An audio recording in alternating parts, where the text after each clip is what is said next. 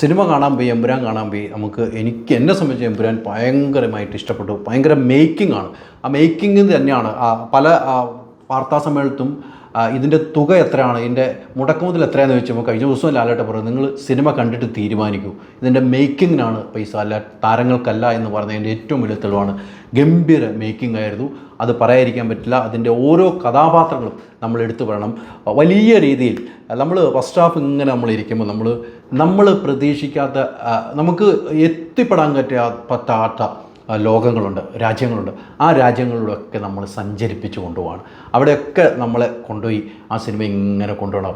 എന്തുമാത്രം ഒരു ലോകമഹായുദ്ധം പോലെ നമുക്ക് തിയേറ്ററിലിരിക്കുമ്പോൾ തോന്നും. അത്രമാത്രം സീനുകളാണ് ഫസ്റ്റ് ഹാഫിൽ കൊണ്ടുവച്ചിരിക്കുന്നത്. അവിടെ ഖുറേഷി അബ്രഹാം എന്ന് പറയുന്ന കഥാപാത്രം ലാലേട്ടൻ്റെ ഒരു മാസ് എൻട്രി വരുന്നുണ്ട്. ആ എൻട്രി കണ്ടു കഴിഞ്ഞാൽ തിയേറ്ററിൽ എഴുന്നേറ്റ് നിന്നാൽ കൈയടിക്കുന്നു.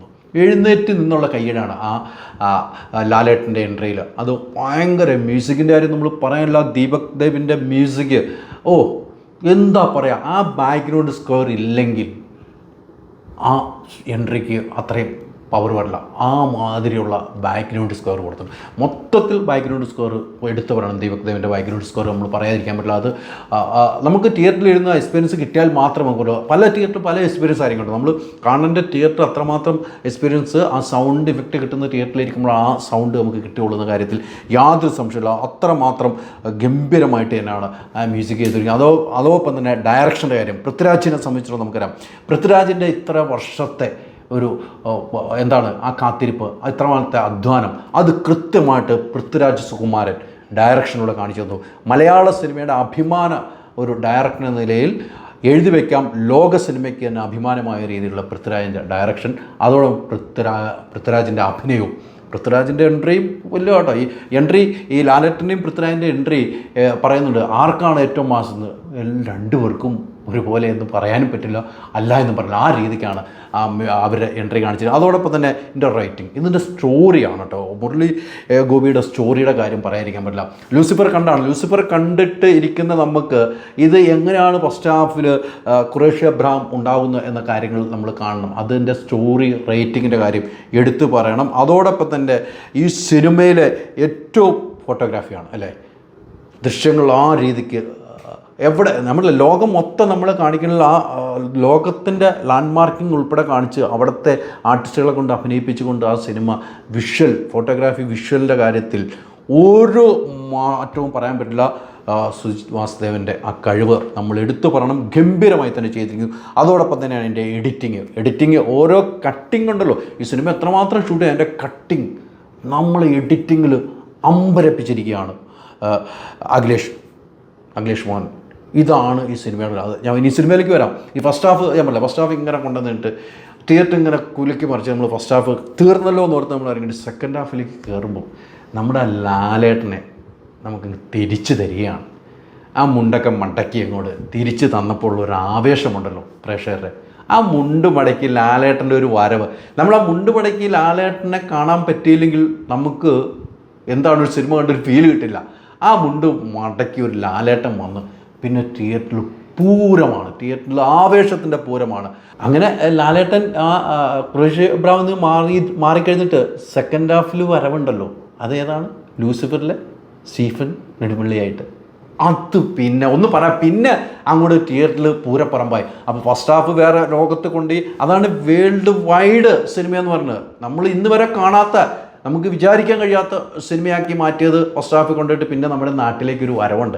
ആ നാട്ടിലേക്ക് വന്നിട്ടുള്ള ഒരു അഭിനയമുണ്ട് ലാലേട്ടൻ്റെ. ആ മുണ്ട് മടക്കി ഒരു വരവും, പിന്നീട് മഞ്ജു വാര്യരുടെ എടുത്തു പറയാം, മഞ്ജു വാര്യരുടെ ഒരു അഭിനയം നമ്മളൊരിക്കലും പ്രതീക്ഷിക്കാത്ത രീതിയിലുള്ള മഞ്ജു ചേച്ചി നമുക്ക് കാണാൻ പറ്റുന്നുണ്ട്. ഒരു രാഷ്ട്രീയക്കാരിയായിട്ട് പ്രത്യക്ഷപ്പെടും മഞ്ജുവിൻ്റെ കുറേ മാസ് ഡയലോഗുകൾ. അതോടൊപ്പം തന്നെയാണ് ടോവിനോയുടെ ഡയലോഗുകൾ. ടോവിനോ ഒരു മുഖ്യമന്ത്രിയായ ടോവിനോ അതിൽ നിന്നും ഏത് റൂട്ടിലേക്ക് മാറുന്നുവെന്ന് സിനിമ കണ്ട് തന്നെ തീരുമാനിക്കണം. പിന്നീട് എങ്ങനെയാണ് മുഖ്യമന്ത്രി ആയത് എന്നും നമ്മൾ സിനിമ കണ്ട് തീരുമാനിക്കണം. അതോടൊപ്പം സുരാജ് ഫസ്റ്റ് ലൂസിഫറിലില്ലായിരുന്നു. ലൂസിഫറിൻ്റെ ഒരു കുറവ് എന്താണെന്ന് ചോദിച്ചാൽ സുരാജ് ഇല്ലായിരുന്നു എന്ന് പൃഥ്വിരാജിൻ്റെ അടുത്ത് പണ്ട്. അതിൽ സെക്കൻഡ് എമ്പുരാനിൽ വന്നിട്ട് സുരാജ് ഗംഭീരമായിട്ടുണ്ട്. അതിൽ ബൈജു ബിജു സന്തോഷ് ഗംഭീരമായിട്ടുണ്ട്, എടുത്തു പറഞ്ഞ അനീഷ് ഗംഭീരമായിട്ടുണ്ട്. ഓരോ ആളുകൾ പേരെടുത്ത് പറയുമ്പോൾ കുറേ പേരുകൾ വിട്ടുപോകും. അതുകൊണ്ടാണ് എനിക്ക് പെട്ടെന്ന് വന്ന പേരുകളാണ് ഞാൻ പറയുന്നത്. അങ്ങനെ ഒരു രീതിക്കും നമ്മളെ ബോറടിപ്പിക്കാതെ തിയേറ്റർ കുലുങ്ങിയോ എന്ന് ചോദിച്ചാൽ അത് കുലുക്കിയെന്ന് ഈ സിനിമയ്ക്ക്, അത് കുലുങ്ങിയോ എന്ന് ചോദിച്ചാൽ ഈ കുലുങ്ങിയെന്ന് എനിക്ക് പറയാൻ കഴിയും. അത്രമാത്രം മേക്കിങ്ങിലും വിഷ്വലിലും സ്ക്രിപ്റ്റിലും അഭിനയ മികവിലും ഈ സിനിമ സൂപ്പറായിരിക്കുന്നു. ഈ സിനിമ കണ്ടവരെല്ലാം നല്ല അഭിപ്രായം പറയുന്നു. ഈ ബാക്ക്ഗ്രൗണ്ട് സ്കോർ ഞാൻ എടുത്ത് വീണ്ടും പറയുന്നു, അത് ഗംഭീരമായി ചെയ്തിട്ടുണ്ട്. പക്ഷേ ഈ സിനിമ വന്നു കഴിഞ്ഞപ്പോൾ നമ്മൾ ബിഗ് സല്യൂട്ട് കൊടുക്കേണ്ട 2 പേർക്കാണ്. ആർക്കാണ്? ആൻ്റണി ചേട്ടൻ, ആശീർവാദ് സിനിമ ആൻ്റണി ചേട്ടനും ഗോപാലൻ ചേട്ടനും. കാരണം എമ്പുരാന് സ്വീകരിക്കാൻ തമ്പുരാനായിട്ട് ഗോകുലൻ ചേട്ടൻ വന്നതുകൊണ്ടാണ് ഈ സിനിമ പുറത്തേക്ക് ഇറങ്ങുന്നത്. അത്രമാത്രം ഈ സിനിമയ്ക്കെതിരെ ഇറങ്ങില്ല എന്ന് പറഞ്ഞപ്പോൾ അത് സ്വീകരിച്ചു.